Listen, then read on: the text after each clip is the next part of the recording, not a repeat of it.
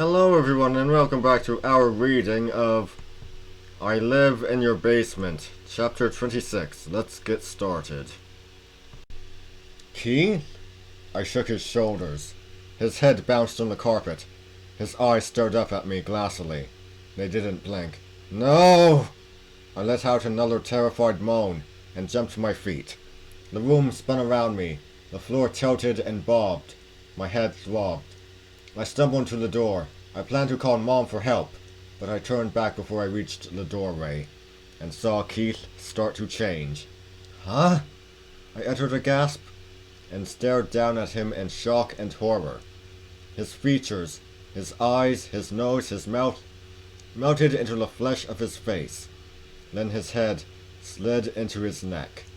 Like a turtle pulling into its shell, Keith's head disappeared into his shoulders. His arms and legs slid into the trunk of his body.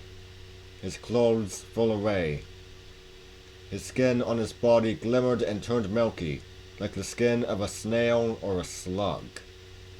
As I gaped in shock, the body began to wriggle across the carpet.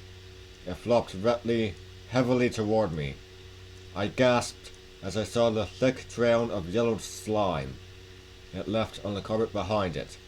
And then, before I could force my trembling legs to move, the spongy, wet creature rose up, stretched, and wrapped itself around my waist. Ugh! I let out a sick groan of disgust. Its sour aroma shot up to my nostrils, choking me.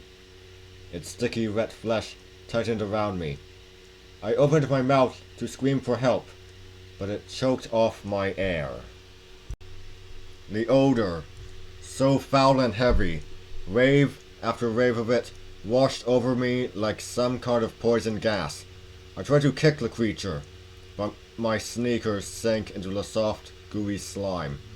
I punched with both fists and tried butting it with my head. My punches made wet squish squish sounds as my hands disappeared into the spongy body.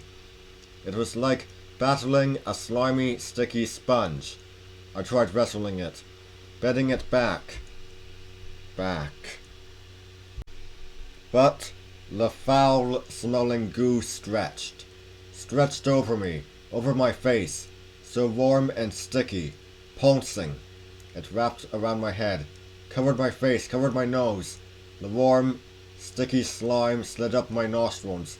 I can't breathe, I realized. I'm going to suffocate inside this thing. Well, how's that for a cliffhanger? I mean, that's all for today. I'll see you next time. See ya!